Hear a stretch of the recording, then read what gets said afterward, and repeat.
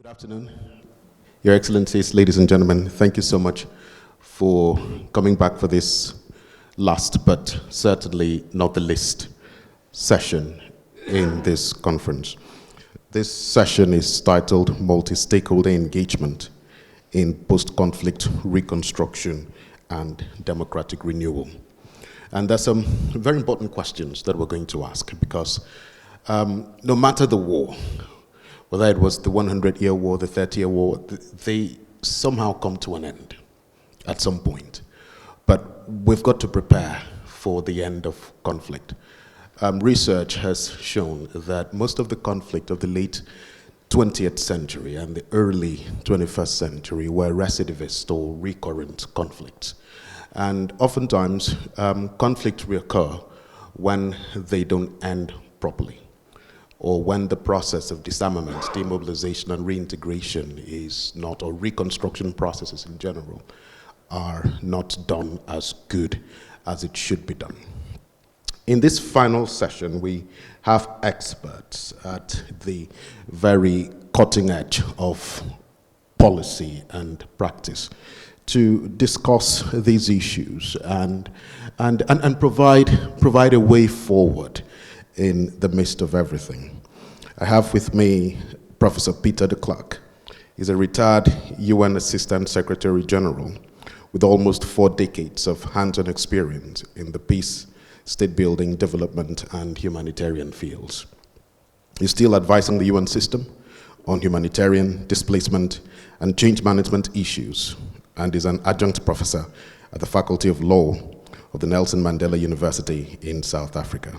He's currently based in Saudi Arabia, where he's working with the UN and government in that region on the practical implementation of the humanitarian, development, and peace nexus into international cooperation. And he will present his paper. His presentation will be followed by a presentation by my friend and brother, Dr. Antonio García.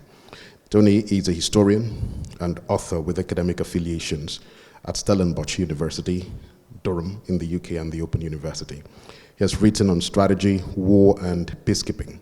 And his last book, Both Smuts and the Great War, was longlisted for the Templar Book Award. And the second edition was published in South Africa. His forthcoming work, number 788, is a co-authorship with Max Locher, and it's a biographical study on Swedish special operations. And the volume, Experiences of Silencing the Guns in Africa, that we're co-editing together, is due to be released later this year, and Peter Clercq is one of the contributors, excuse me, to that volume. On that note, may I invite Peter Clercq to please step up and deliver his presentation. Thank you. Thank you very much, Jacob. Thanks very much, Jacob, and thanks to the American University in Bulgaria for inviting me. Let me go quickly, there's a lot to say. We're delivering our presentations today at a time when several major conflicts are happening with the potential of expanding beyond the immediate hemisphere in which they take place. And as a result of globalization and the increased use of technological innovations and information management, of which we heard a lot in the past few days, as well as the dissemination of people all over the world, are in one way or the other all connected, and people are connected also to what's going on elsewhere. The question is how we translate that global connection to an effective global and local engagement in peace and state building situations. So as we've heard, states are able to exert control over their citizens and the citizens in other countries and public opinion in a way that we have never seen before.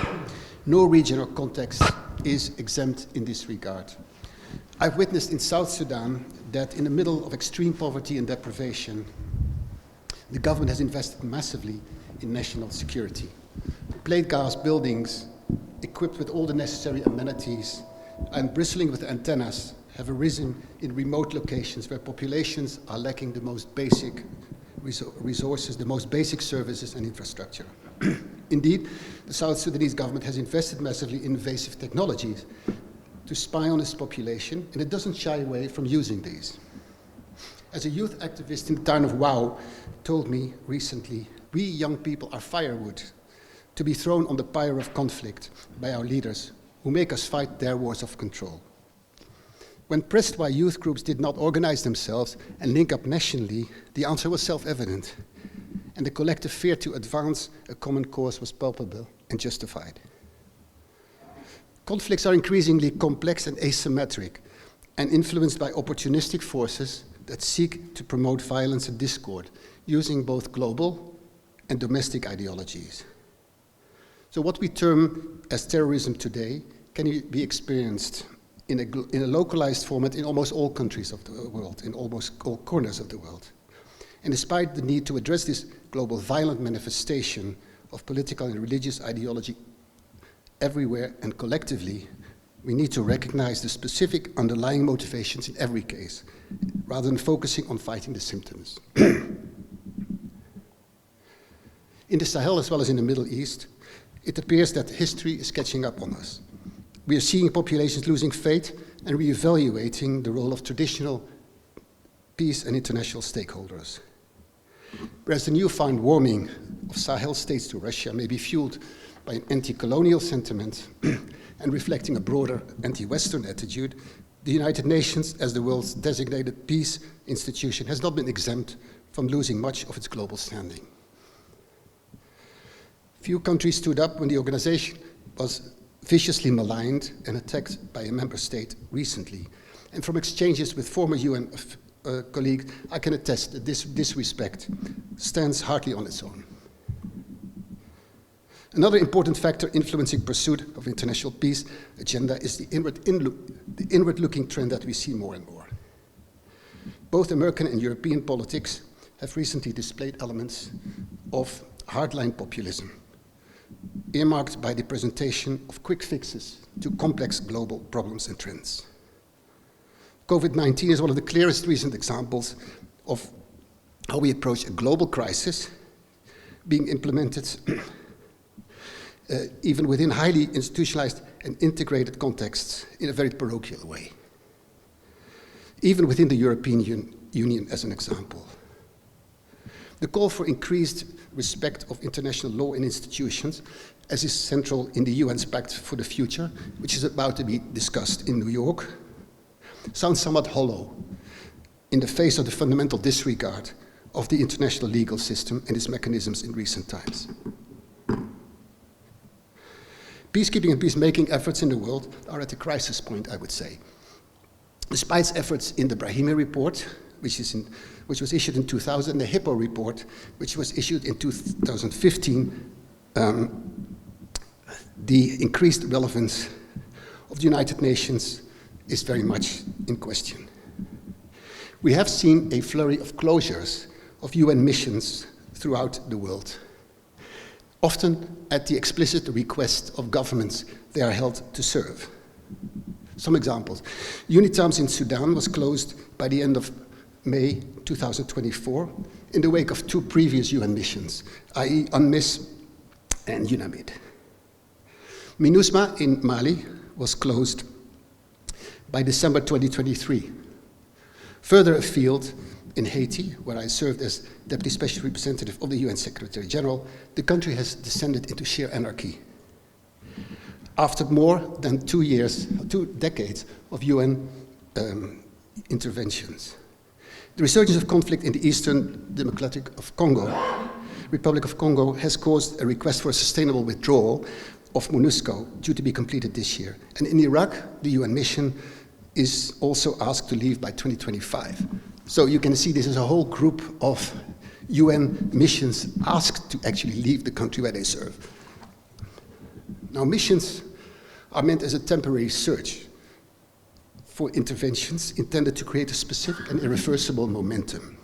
Although we have examples of UN missions without an obvious expiry date, such as UNMOGIP in Kashmir that has been there for decades, UNFICYP in Cyprus, or UNISFA in Abyei in Sudan.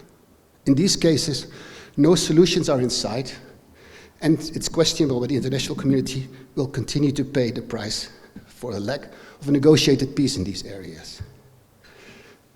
However, with respect to the examples I mentioned earlier, I would contend that in recent times, we, collectively, have often left the peace situation worse than we found it when we set up these missions. And I would say Sudan and Haiti, where I have very much been engaged myself, are examples in this regard. Now, with the utmost respect for colleagues that I've been privileged to serve with for decades in the UN system, with massive sacrifices made, the question would be justified whether the current peace-building system is still fit for purpose. I know this very question has come up several times since 1945, but both of the processes that I mentioned, the reform processes, as well as the new so-called new agenda for peace, have, in my opinion, failed to change the fundamentals sufficiently. And I make my observation from the realization that I've been part of those failures, and I own them. But following Einstein's definition of insanity, I wouldn't think it would do for us to believe that staying the distance or tweaking our way out of the problem would give us better results. So, first of all, rather than continuing to focus international efforts toward a more compartmentalized and modular manner, and I'll go into that in more detail later on, it's essential that we see peace and state building as a demand-driven process aimed at establishing or reshaping the social contract. The UN Secretariat has attempted to position itself on top of that process as the pinnacle, whereas the world has actually moved on. And many of the local and international stakeholders have appeared on the scene who actually seem to have an alternative approach that could be even sometimes contradictory to the UN's conflict management. And I'll give us an example, for instance, the situation in Libya, where you see, very interestingly, that certain international actors, sometimes on opposite sides of the global political divide, find themselves supporting the same non-state party against a UN-led peace process. To lay a sustainable basis for peace and security, the underlying causes of a conflict need to be established and addressed. And those underlying causes may go well beyond violent armed conflict and include, for instance, global climate change and the struggle for natural resources. Whereas every reform effort in the UN system has mentioned the need to recognize sustainable development in the pursuit of peace, in reality, peacemaking and peacekeeping is still very much driven exclusively from the New York Secretariat side of the UN apparatus. Meanwhile, humanitarian agencies continue to work in a compartmentalized way, and deliberately so, as they have this issue of what we call the blue and black UN, where they believe that their independence, their neutrality is guaranteed by staying away from political efforts in the UN system. So still fundamentally, peace and state building efforts must be anchored in national ownership and national leadership, and recognize the sovereignty, which is the basis for the UN's many vetoes in the Security Council, but at the same time, recognizing that this sovereignty comes with responsibility and accountability of countries towards their own population, even guaranteeing the right of human and physical security. In the wake of a violent conflict where parts of the population may have been victimized by the authorities, it's evident that reconciliation and social cohesion need to underpin a comprehensive approach to political, economic and social reconstruction. An additional important element, of course, in making peace is justice. That remains at the root of sustainable solution, and the willingness of a state to come to grips with its past. We've been talking about Ukraine, which is a bit of an atypical situation, but you will understand that in many cases we're talking about states that wage war on their own citizens. So, this issue of the state coming to grips with its recent past and potential atrocities is a very difficult issue to address, and missions are not very well equipped with that because they have a very short and limited time span, and they tend to disregard what came before and after them. So in its effort to leave behind democratic reality, missions engage on the rebuilding also of representational systems. We talk about democracy a lot in the past few days. So they may well include the objective of organizing elections. Now this is where unrealistic mandates often become a potential risk factor. A national election becomes, for a mission, an objective in itself, a tick in the box, rather than a means to an end. And I would contend that untimely or highly flawed elections undermine rather than support a sustainable democratic process in fragile environments in particular. So we've seen, for instance, the use of alternative systems of representation, such as the selection mechanism in Somalia, that then go into more detail since 2013. That was an effective alternative representational system, which is built on the reality of lack of security and the highly politicized environment. Yet, missions see as their main obligation as delivering on a Security Council mandate that may have well been contrived as a sum of contradictory considerations and resource-driven considerations by member states, rather than the political reality on the ground. Very rarely do we take the time and allocate the resources to establish a consultative process before putting pen to paper and institutionalizing our political objectives in a country as part of peace and state building. Even more rarely, we accompany what I would call political logistics with a civic education process aimed at disseminating agreed upon democratic values, including mutual accountability between state and its citizens. We take that maybe for granted in the West, but it is not to be taken for granted in many parts of the world. It's unfortunate that the international community has not found it necessary to think through the remedial action required in response of the increased lack of respect to international law and institutions. Moreover, and that's for me more even incomprehensible, the UN itself has so far been unable to question the reasons behind its waning and ineffective role in the international peace and state building. A different approach would require, on the one hand, more ambition and assertive leadership, but on the other hand, modesty and recognition that the UN is not alone out there.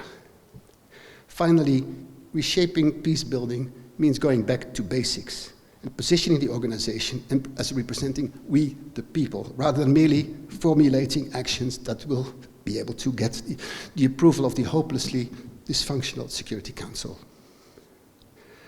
After focusing on a more diagnostic look, let me come to some more concrete recommendations, and they're going to be put up on the screen now. So first of all, organizing peace and state building should be around a fundamental compact or social contract between the state and its citizens, rather than simply bringing together de facto political and armed actors around one table with the objective to share power. This must be a bottom-up dynamic that starts with broad popular consultation on what ordinary citizens expect from the state. And such a compact goes well beyond the mission's mandate. As a side conclusion, but important, making peace includes dealing with winners, but also with losers. And Tony will go into this into much more detail, but when we fail to deal with losers, we may very well create the basis for the next conflict, and history taught us that. When we build a peace roundtable, we should ensure that those having a seat actually represent the variety of sources in society, and not only bring together, as I was saying, the armed groups and traditional political parties. Rather than aiming for quantity and comprehensiveness, we should focus on the quality of representation and credibility. And this would help to avoid that certain individuals or groups with experience would actually take ownership of this process for their own interest. When it comes to particularly these armed groups and militias, I would say that militia leaders often don't represent more than the fighters under their command, and much less the populations that have suffered under their control. The third conclusion would be around systematically engaging with civil society and protecting civil society. So we need to build representational, transparent, and inclusive platforms that will serve as soundboards for relevant elements of the social contract that I mentioned before. And this goes beyond the usual quota we gave to women, youth, and other specific groups that we need to elevate. Again, it is about quality of representation and getting an in-depth access to the views of these stakeholders. I could go into more detail, for instance, on what happened in Sudan, where we completely bypassed the people that caused the revolution, that spoke out against the regime, and eventually were completely marginalized when it came to setting a solution, and we see where we are today. So we should avoid, and I mentioned that, seeing elections as the ultimate outcome of a peace and state-building effort, but rather seeing this as one of the means to contribute to enhanced accountability. And again, we can go into that into discussion more. The participatory roadmap underpinning a popular compact in peace processes should be monitored by all stakeholders, and we should identify and deal with spoilers and sanction those spoilers. This happens very, very rarely. Also, the roadmap needs to include access to public resources, just access to public resources, that ultimately aim at fulfillment of the Sustainable Development Goals for those people, particularly that were furthest left behind as part of the conflict at the end of the peace process. And this means tackling the widespread reality of internal state capture. And I know in this region it means something else, but internal state capture is where predatory governments appropriate themselves the social, economic, political, and regional spheres of society, and basically start running this as an elite. And this happens much more often than you think. The term was invented in South Africa, but you'll find it in many fragile environments. Very importantly, before a state decides on a decentralized political architecture, and this is our standard design, by the way, when we go into a peace operation, we start by immediately setting up a federal system, regions, regional leadership. But before we do that, it is important also to describe what unites rather than divides a region.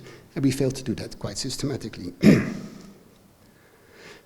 We need to maximize national implementation and ownership of humanitarian development and peace spheres. Many of you will be familiar with the term, the HDP nexus, even if it's not the easiest and quickest way out, because it's much faster for internationals to come in, just do the job and leave. But what do we leave behind? Whereas we could be much more working with local entities, and particularly the local private sector. That's a key actor in post-conflict peace and state building. Next point is that we should ensure the earliest participation of international financial institutions. So the World Bank, IMF, and regional development banks, they often come in much later. But it's important that grassroots discussions on the social contract involve all major civilian stakeholders, and that the IFIs, who ultimately will provide bankroll that process, are involved in that as well. The next point, which within the UN may be a bit controversial, but I think is important to make, is that we should consider other configurations to manage, facilitate peace processes other than, for instance, Chapter 6, 7, and 8, so peacekeeping, peacemaking, regional peacekeeping, in the UN sense, because these are very much based on Security Council mandates. And the Security Council mandates actually may not be the most appropriate formal basis to operate from, and they may in many cases reduce rather than enlarge the maneuvering space for making peace in the world.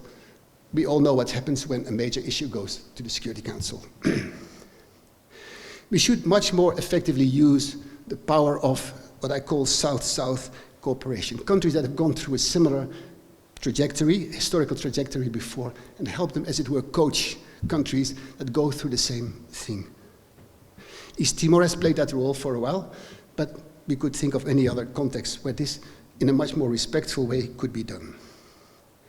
On demobilization, disarmament, and reintegration, this should be seen as a forward-looking process rather than as a process that harks back to people's former identity. So it's about integrating former combatants as productive citizens and not as people who were bearing arms before. This is quite an important process whereby also the psychological state of former combatants should be taken into account. But the sooner they lose that identity as fighting people, the faster they will be ready for integration. As a last point, and this is UN specific, but it is unfortunately an area that keeps on coming back. In cases where particularly UN uniform personnel is deployed, we should be much more strict in putting in place disciplinary measures in all cases where abuse is detected and established. And this requires a very fundamental change in the way the UN Secretariat engages with troop contributing countries. I have served in too many countries where military personnel and police personnel were absolutely abusive. This was rampant, this was detected, and remained unaddressed, simply because the command structures don't work in terms of holding these people accountable. And this has caused massive reputational damage within the UN and a reduced credibility for the system as a whole. So rather than going into conclusions now, I will hand over to Tony, who will place these kind of measures in a more historical context. Thank you.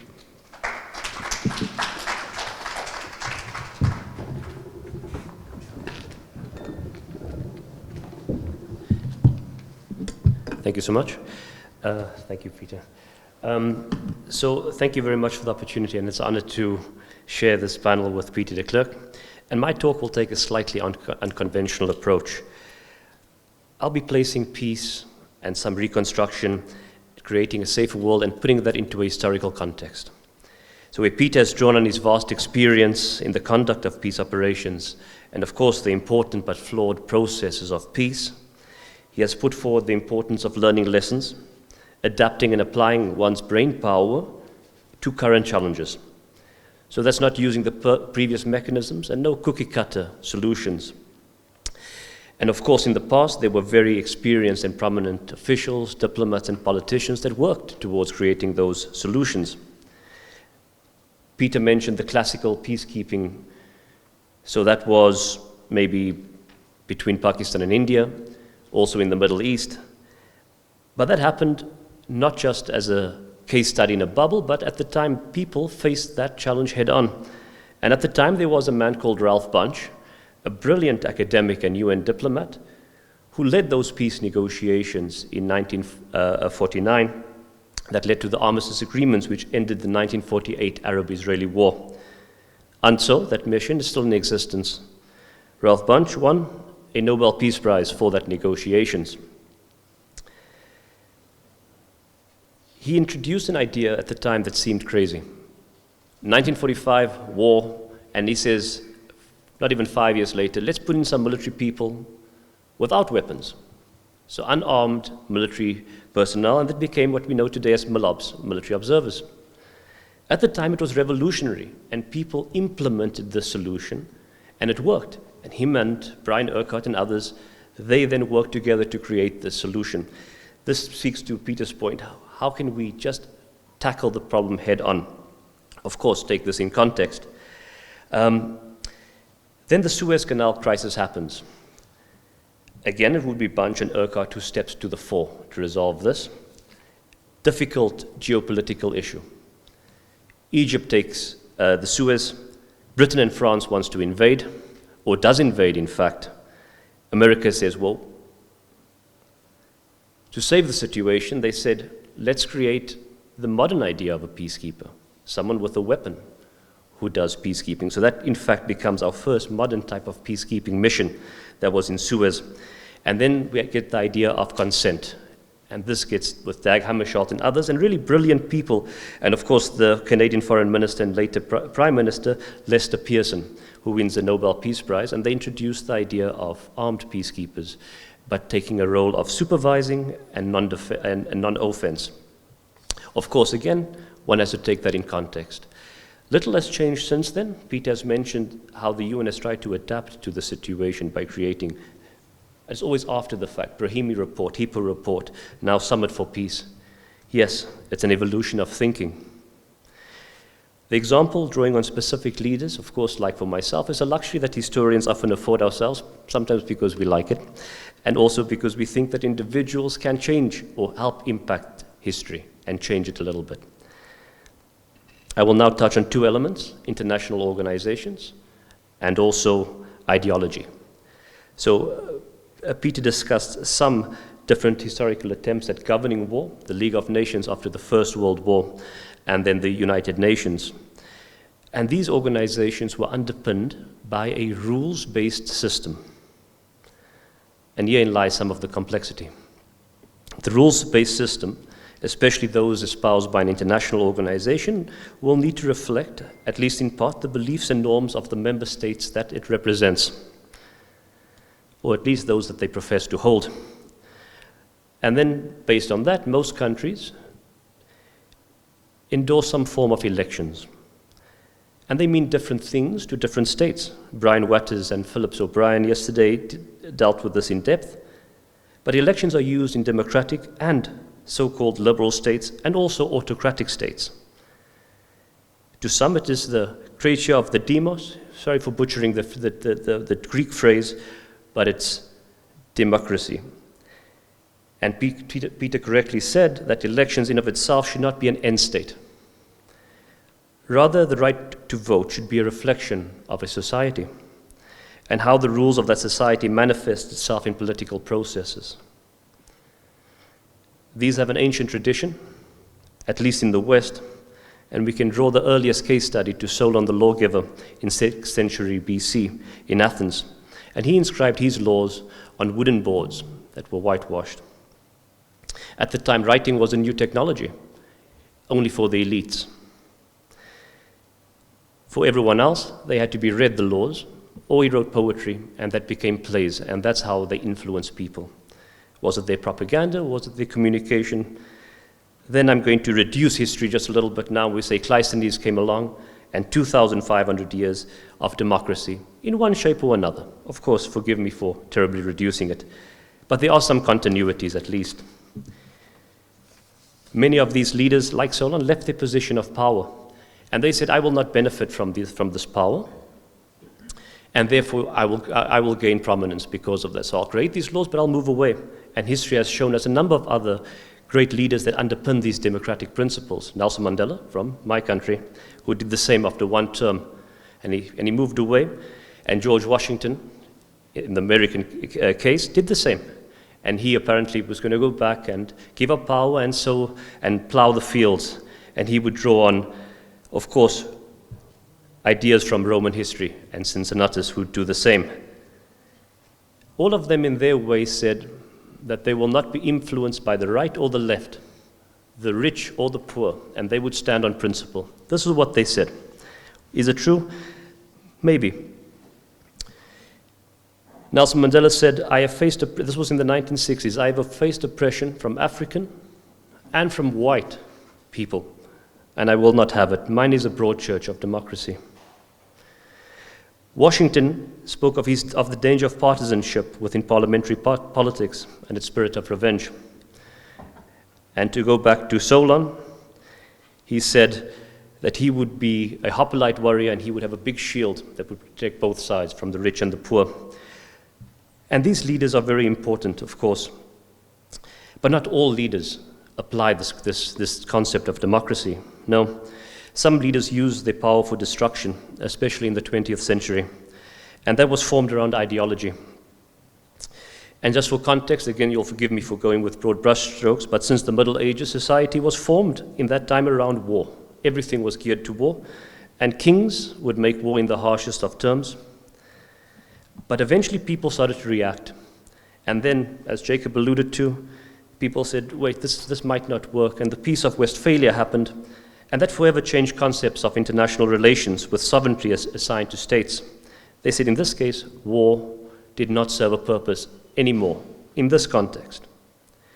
Then the Napoleonic Wars happened again, and again a period of change and significant destruction.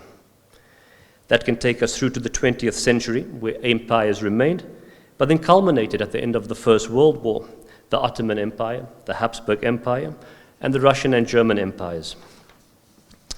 The despair and ruin that remained in Europe following the First World War opened a space for something new. The peace negotiations and eventual Versailles Treaty showed little mercy and put European states firmly on the course for a new war. The bitter feelings were galvanized by ideology, new ideologies. And here the philosopher Isaiah Berlin says that the professor sitting in their study wields this intellectual prowess that they can set groups to war. And I wonder if there are any intellectuals here today thinking, yeah, I have that power, I don't know. But there was little to learn from the peace treaties of the First World War. Maybe we learned what not to do. The great powers divided up Africa again, new colonies, new colonial masters. President Wilson's idea of self-determination was applicable to some, but it clashed with older civilizations, and the British Empire was not ready for this. The peace and the formation of the United Nations took the concept of the League of Nations. It took it to the next level. Peace negotiations, interests of the superpowers, they were all around the 5 permanent members. Again, the greatest strength of this was in ideation, the same as the League of Nations, but not in practical exercise in preventing the next war. They both failed.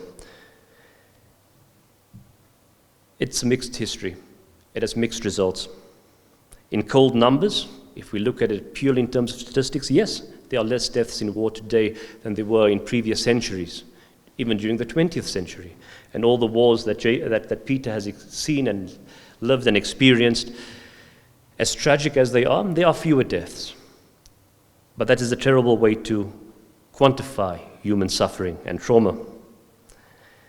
In some instances, offensive wars were mandated by the UN. The 1991 Kuwait invasion, or early 1990s Kuwait invasion is a case in point. 1950s was the Korean War, mandated by the US and the Security Council due to a geopolitical issue. Russia had not been present. They had absconded because Taiwan had sat in China's seat. Anyway, due to the technical reason, the Korean War happened. This too was an ideological war. The result was a stalemate with North and South Korea. This ideological war might have been total for some Koreans, but not for the West, because at some point we had enough. And we said, wait, and we divided. Now, it's not my place to add any value judgment to it. I just give the context. While all this happened, there were legal attempts, largely unsuccessful, at governing war, but they reflect our changing norms. And they also reflect our disdain for war. The 1864 Hague Protocols demanded the care of the injured in battle. It did not stop wars, but then they continued. In 1899 and 1907, the Hague Conventions were a continuation to regulate war through international treaties. More and more in the 20th century, the value of the individual was emphasized, and the Universal Declaration of Human Rights and civil rights movement came to the fore. As a global society, we had set a standard. And sadly, this was and is not always observed. But often the wounded are treated and taken care of, and summary executions are more rare. So maybe it has some impact. During the First World War, they used gas. In the Second World War, they didn't. Maybe it was because Hitler was injured by gas. I don't know. But something had changed a little bit. We tried to regulate anti-personnel mines with the Ottawa Convention. That was going very well until the war in Ukraine. And unfortunately, there are anti-personnel mines there, but someone will have to answer for that. And Amnesty has said these are potential war crimes. Perhaps more important in the stopping of escalation of wars and regulating its conduct is deterrence created by atomic and then later nuclear weapons. In this, and even during the Cold War, it was clear that the US and the Soviet Union wanted a very close group of friends, and they did not want nuclear weapons spread to anyone else. Even today, this is the case. However, many of the conflicts since the creation of nuclear weapons were localized and with much savagery. These are in the context of decolonization and independence struggles. And despite isolated instances of success, the post-Cold War conflicts were complex to negotiate. The Balkans, the African conflicts were challenging. The peace to make was so complicated that the international community was stumped and caught flat-footed. In these terrible local and civil wars, the use of technology and communication and propaganda was present and was used to promote the war. In Rwanda, Radio Télévision Libre des Mille Collines, you forgive my terrible French, it promoted the genocide in Rwanda. Slobodan Milosevic made use of television and radio, and we remember tragically the Srebrenica massacre, another failure of the UN as well as Rwanda. In later conflicts and today with digital media, we know that digital platforms are used in Sudan, the terrible civil war, Ethiopia with Tigray, Nagorno-Karabakh, and so on and so on. Alas, there's nothing new about propaganda in war. But we are a far cry from Solon's boards, where writing was a new technology for the elite.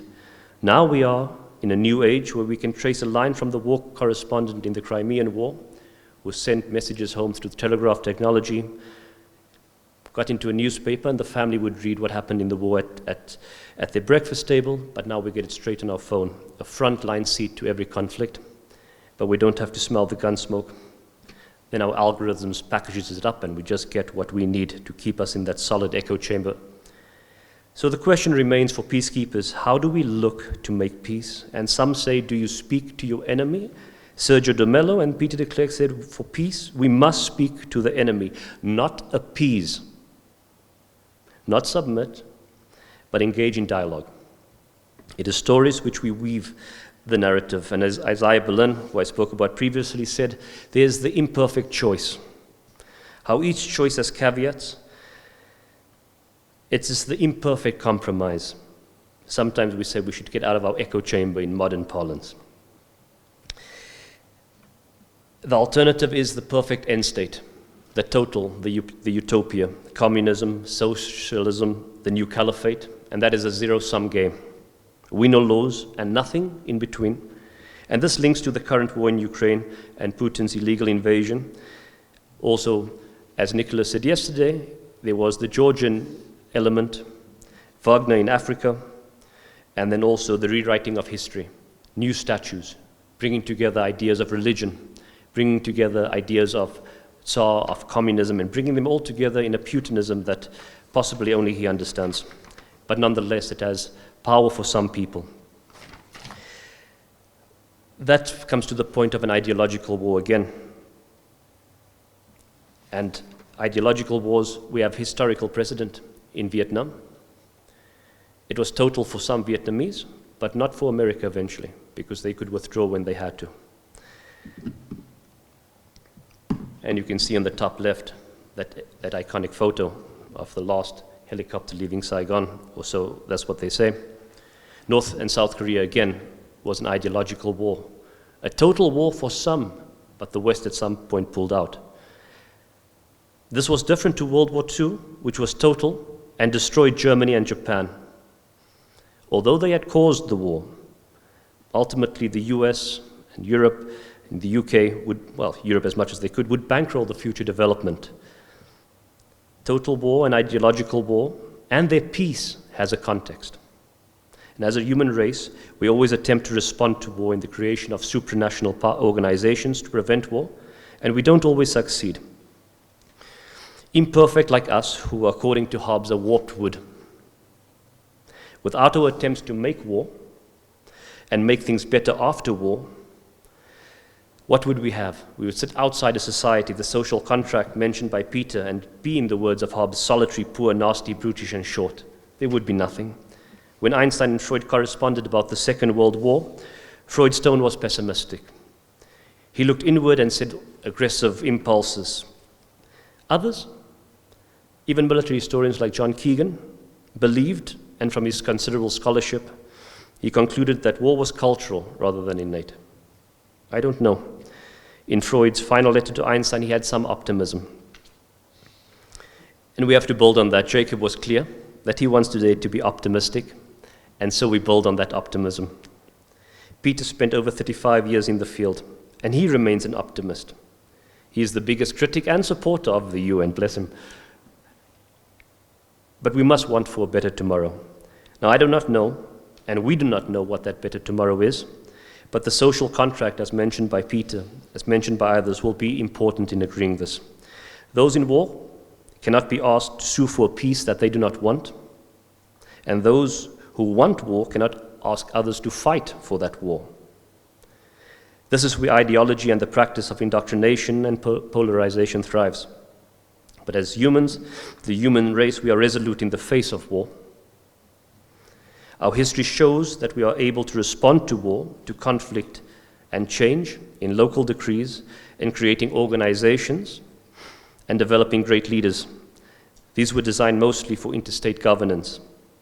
But like in modern Solon, we can publish our social contracts in the new platforms, that engage mainly with that we can engage with many, including non-state actors and the weak.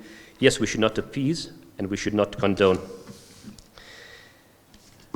Ultimately, we will end with one last quote, so we end with hope. And I will quote from Dr. Martin Luther King, who said, "We must accept finite disappointment, but never lose infinite hope." Thank you.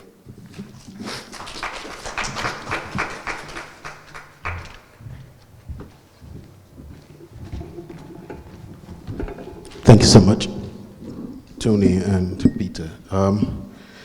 Very, very interesting presentations, and I have to say that there's a lot there to digest, a lot there to take in. First, I'm hoping this ends on a hopeful note, but not false hopes. At the end, you rightly said, Tony, at the end of the First World War, the League of Nations emerged from there as a way of transforming the conflict, or rebuilding, as it were. At the end of the Second World War, there were new mechanisms and instruments as well. The United Nations, the Convention on the Prevention and Punishment of the Crime of Genocide, and so on. Then after the genocide in Rwanda and in Srebrenica, I mean, there was the International Criminal Court that came a few years later. The summit, the UN Summit of the Future, is just a few days from now. Do you see any hope?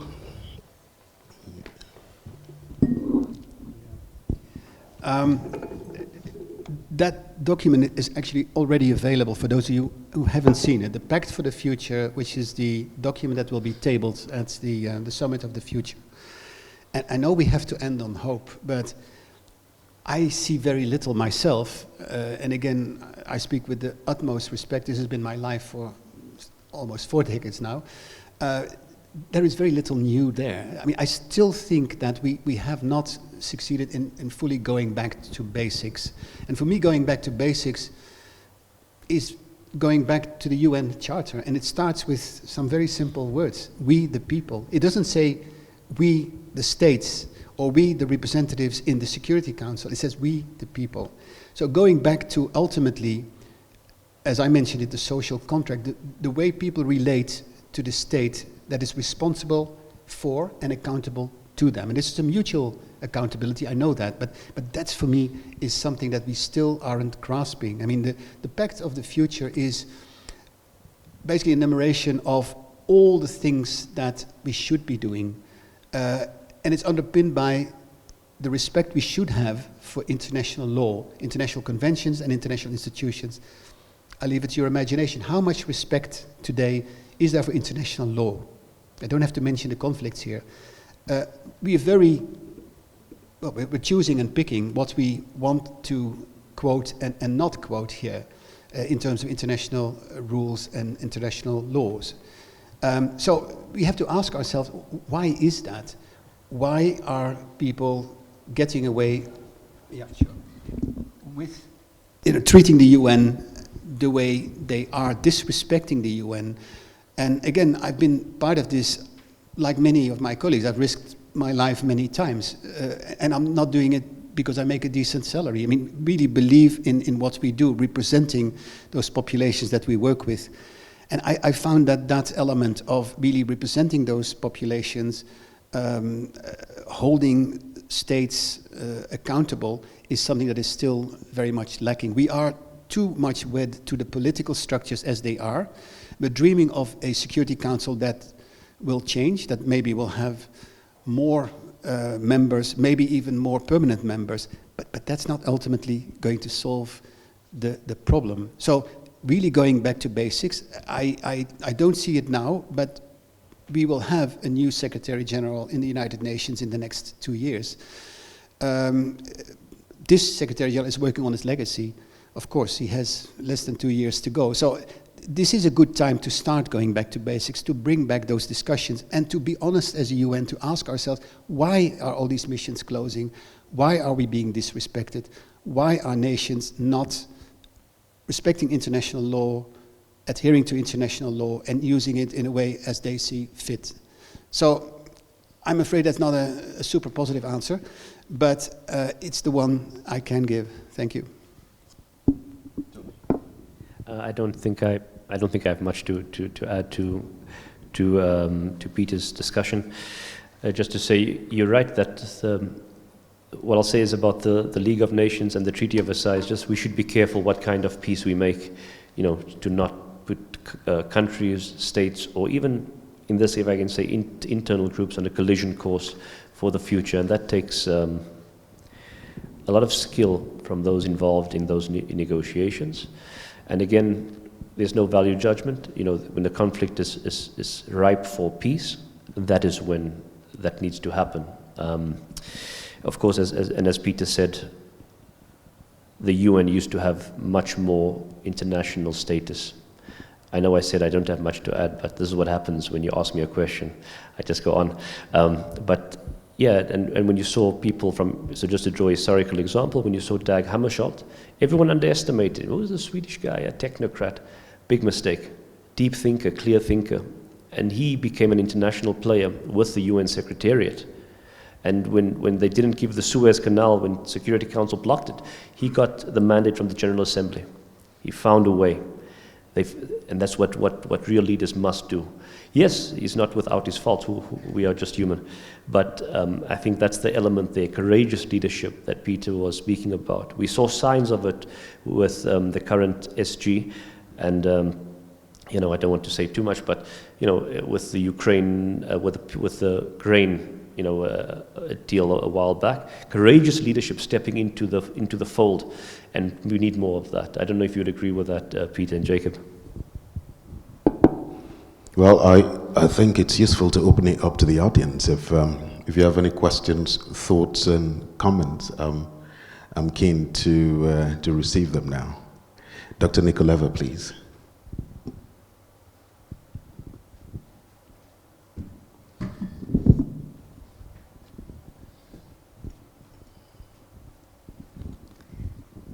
Thank you very much. And I will expand Peter's question even further and in a more radical way. Whether going back to basics means actually dismantling the UN and creating a new structure. And I'm sure you've heard all these calls, especially now with the war in Ukraine. And Tony, you mentioned the grain deal, but there's a lot of complaint. And number one is, why is Russia still on the Security Council? There are radical calls for the time of the UN is gone. We need a new structure. No, I think that's a super question. Everybody knows that if the UN didn't exist, it would have to be reinvented, right? We do need an entity that somehow hovers above individual states, and that is there to set international principles, international laws, and that has to also supervise that those are actually adhered to and respected. I think a future UN should be less UN-centric. It should be a platform builder. As I was saying in my presentation, there are many others out there. I've seen in some situation on the ground, for instance, the European Union presenting itself as an alternative to the UN in terms of the peace and state-building process. But they come at it from, of course, their own Eurocentric angle. So UN should be a platform builder. The UN of the future should be a platform builder. It should also take into account stakeholders that have so far been very much ignored. For me, the private sector is one that we only use functionally in terms of logistics and in terms of support, but are actually quite much more fundamental to delivering on the social contract. And for instance, when we go into war situations, as humanitarians, of course, we bring in these massive supply chains with external supply chains going in, rather than using local initiative, local shops, local industries that are still functioning throughout the war.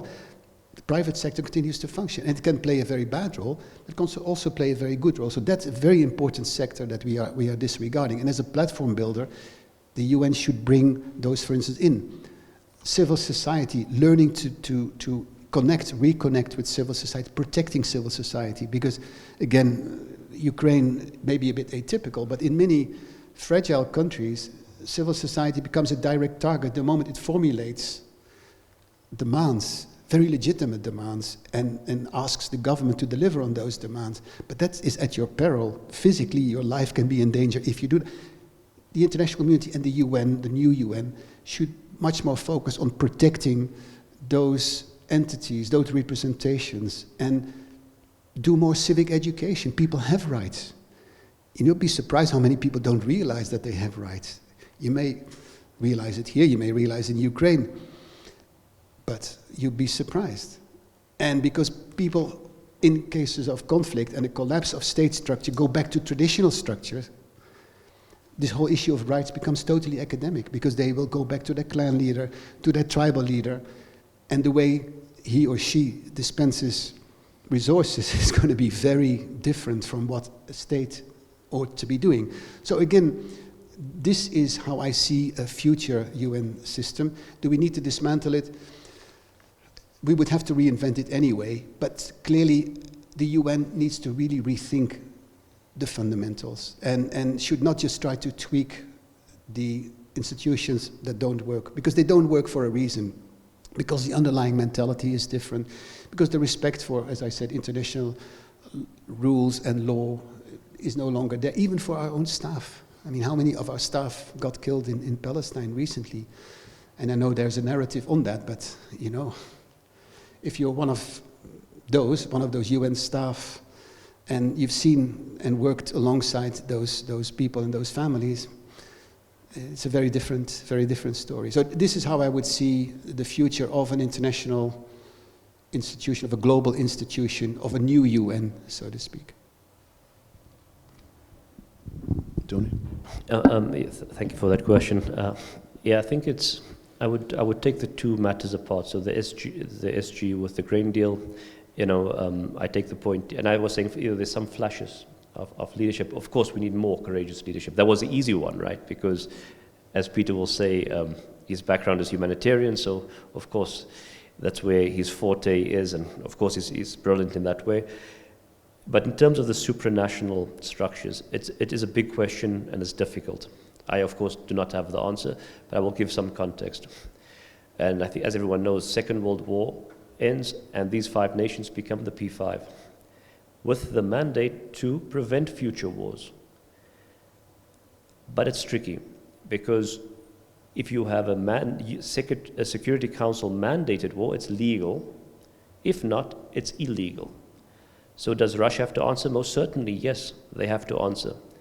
Is there grounds for them to be expelled? Well, that's for the international community to say, and how that gets reformed, it's again part of this bigger discussion.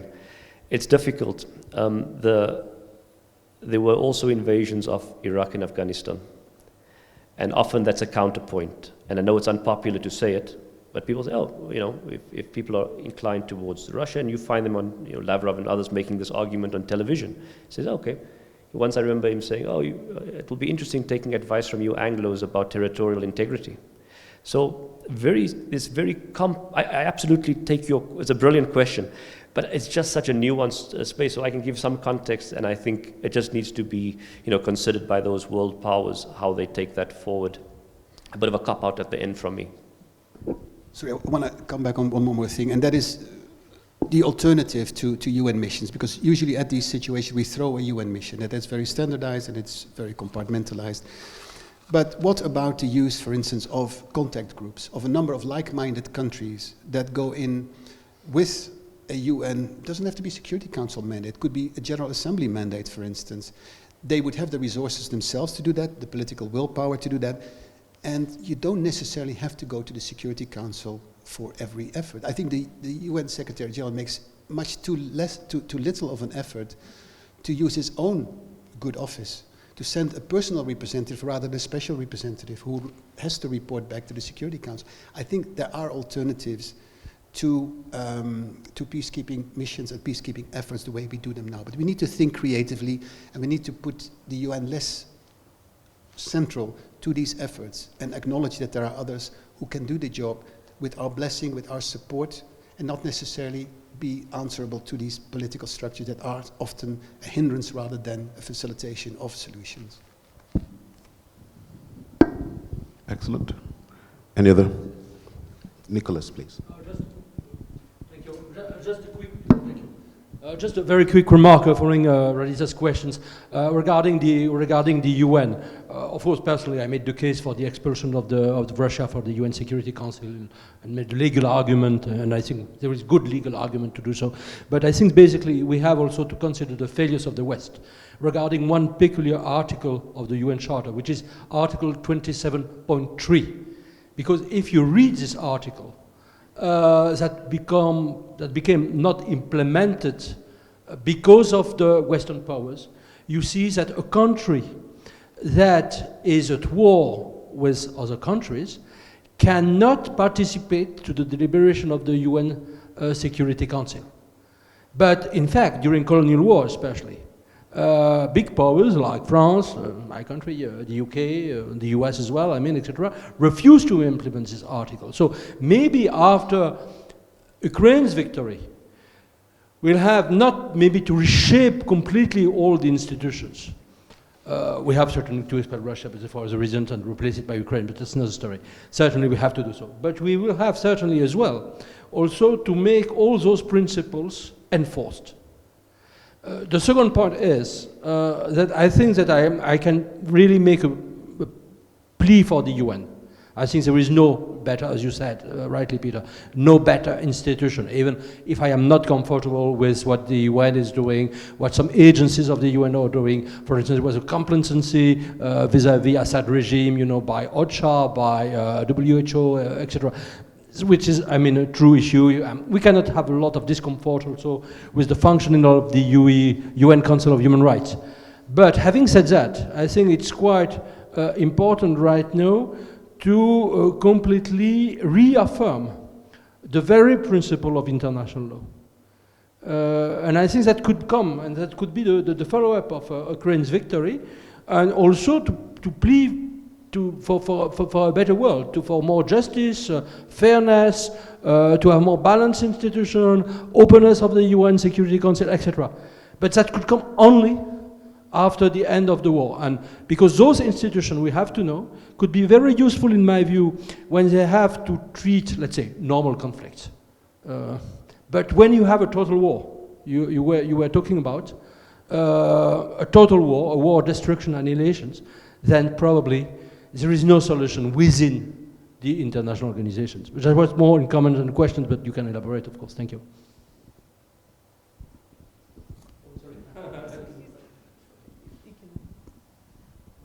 Okay. Any thoughts, response?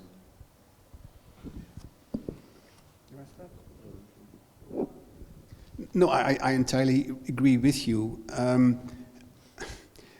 I'm trying to focus as much as possible as what we can do rather than what we cannot do. So most of our remarks are, there's no excuse for the UN not doing certain things, and we should be doing those things. And I think we are not sufficiently self-critical in that respect.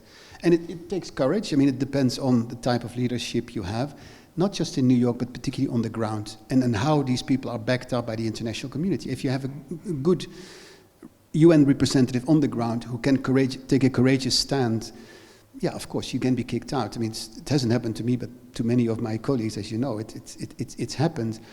But how the international community then stands by such a person, I think, is very important. And at the local level, we can do much more, I think, right now than we are doing. So, notwithstanding what you're saying and the need for an evaluation after this major conflict, because we never learn from history, I think we should also focus very much on what the UN can do right now to be more effective, to be more representative, particularly more effective. I think that's the most important thing.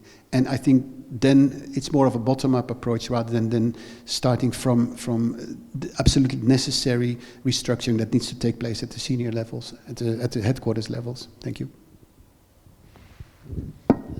Thanks so much. I actually agree with what you've said, and also Peter, and I don't, this time genuinely, I don't have much to add to it. And I'll just maybe draw on what Professor Tagarev said this morning in the slide about also being a practical person myself. are there things we can do at the moment? You know, do we have to wait 10 years down the line to start the reconstruction, you know, in all the spheres? Can we take out some of the landmines at the moment, etc.? That's all I can say at the moment, and I'll just add one thing which is not really related, but I'm going to bring it down to the individual level. And there will be a time when there will be peace, and it was like that in Yugoslavia, and it was like that in other places, and in the old, and you know, before it was broken up. And what one of the people that survived, one of the survivors said, is that keep a note of what's happened, because one day that will be your weapon. When you go to The Hague, or when you go wherever, and there is value and strength in that. So that's one thing. Just I will add on the human level. Fantastic. President Zelensky, this will be the final question from my end. President Zelensky will be heading to Washington, D.C. in the next few days to present what he's very intentionally called Victory Plan to President Biden. Should he be presenting a peace plan instead? I know that's a bit of a controversial question, but it's important to have these conversations at this time. And I'm asking that to you, Peter, because you've been involved in conflict, in the negotiation of peace agreement. You've seen how wars end, and research has shown really that conflicts that end in a peace agreement is actually more likely to reoccur than conflicts that end in outright victory. This is based on research. I mean, that's over 50 years. So what are your thoughts on this? Well, I mean, there have been people that are saying, I mean, that he should be going there with a peace plan, but what are your thoughts on this? Look, I find it very presumptuous to say intelligent things about Ukraine, because there is all this expertise in the room. And if you ask me about Somalia, if you ask me about Congo, you ask me about the Middle East, but let me give it a try. Yes, I believe, in my opinion, that a peace plan is better than a war plan, because at the end of a war, you have winners. If indeed the war is won, you have winners and losers. And you don't only deal with, as we know, with the winners. If you disrespect or disregard the losers, you lay the foundation for future tensions, future conflict, and that's not a good thing either. So I do believe that it is always better to look at this. You can't say a win-win in this case, but have a consideration for the fact that there are going to be winners and losers as at the end of a conflict, and how you deal with that. In diplomacy, nobody leaves the table without a sense of honor or without a sense of dignity. So the very basis for diplomacy is that you find an elegant solution in which everybody walks away and somehow can sell to their constituency that they have maybe not won, but they have accomplished a number of objectives. So that to me is a way to phrase a solution. That's to also phrase the end of the conflict.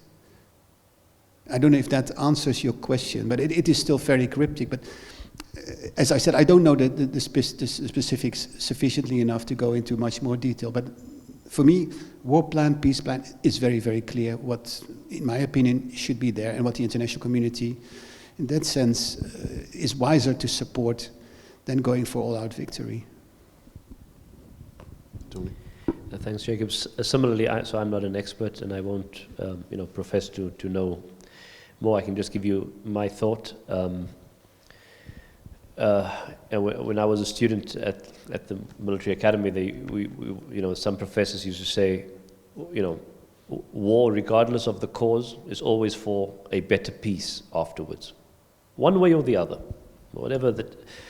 And so for me, sometimes this kind of concept is a battle of semantics. Of course, President Zelensky is doing a tremendous job, and he's showed, as was mentioned earlier, I think maybe one of the political acts of modern leadership that will be up there, when obviously we make it into a myth now, but when he showed up in the streets after the invasion, that really, it was, when you don't leave your country, that's such an act of leadership. And of course, we take all the sayings now from the newspapers. What I need is weapons, not a ride. When he said, I'm not going anywhere else, and that's great. Of course, it wasn't really true, but we now create the myth around it. So his job then and ever since was to do that for his people, of course. So that's his narrative that he has to put forward. As Peter puts it, people on the outside look at it not in the immediate, where politicians will have this view that that's my mandate for now, but in the 5 years, 10 years, 20, 50 years from now, where will we be? And then this discussion might just be, a little bit more of a battle of semantics, right? I'll tie in one point. I know, there are strong views on which terminology we use, and I'm not going to get into that minefield today. But what I will say is that and Peter had touched on it earlier, that the ideological war, and I mentioned it earlier, it's not total sometimes for us in the West. And if you look at, and there are experts here that knows NATO much better than me, but I think lots of this depends on the upcoming elections, and Peter was mentioning it this morning. I don't know if you want to tie on to that, Peter and Jacob, or anyone in the audience. The US elections, I mean. And this is now getting very tricky because I'm going on very slippery terrain, but we've had this very brief exchange with the minister. What if there is a political change in Washington? Because we will be potentially confronted with a very different political scenario in that case. And then we will not have a choice but to consider what is now a very undesirable scenario. But it's not impossible. So in terms of our contingency planning, our risk management, we should be starting to think about that. How much staying power? I have no doubt, but everything I hear about Ukraine, I'm getting more and more admiration, again, for the political will, and in a sense, even for the interaction between the states and its citizens. But whether the international community will reflect that staying power, especially in view of that major political change we may see, how is this going to have an effect on the unity within NATO or the European Union? We had that discussion informally before. This is very, very tricky. And it could be cataclysmic, the consequences of that, if not managed properly. So we better start thinking about this. And again, this is very important, I think, far be it for me to say what the president should be thinking about, but to have in the back of his head this potential change. Interesting conversations. Very interesting article that one of our speakers wrote recently in Foreign Policy, Phil O'Brien, and wrote what happens if the election results turn out the other way in the US, what happens to NATO in that context. But this has been a very interesting conference, and a lot to chew, a lot to think about. And as we conclude, I have to make reference to what Professor Tegerev said a bit earlier during his keynote about the moral high ground. And for democracies, their greatest asset is that moral high ground, that maintaining that moral high ground, its values, its ideals. And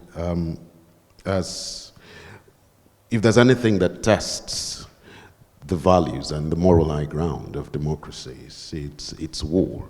And what we've seen through the last day and a half is discussions from experts, leading, I have to say, experts in this field. And I have to say that we don't have answers, but I think we've left this conference with more questions than answers, and rightly so. And a lot to continue to think about. I just at this point want to say thank you so much to our keynote speakers. I want to particularly thank Professor Koshelenko.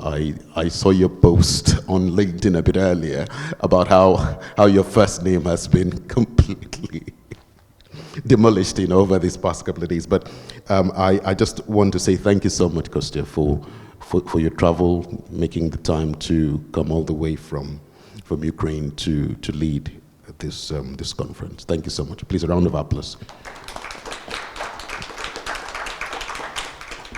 Our second keynote speaker, Professor Tudor Tagarev. Thank you so much for sharing your experience and your knowledge so generously with us. Thank you.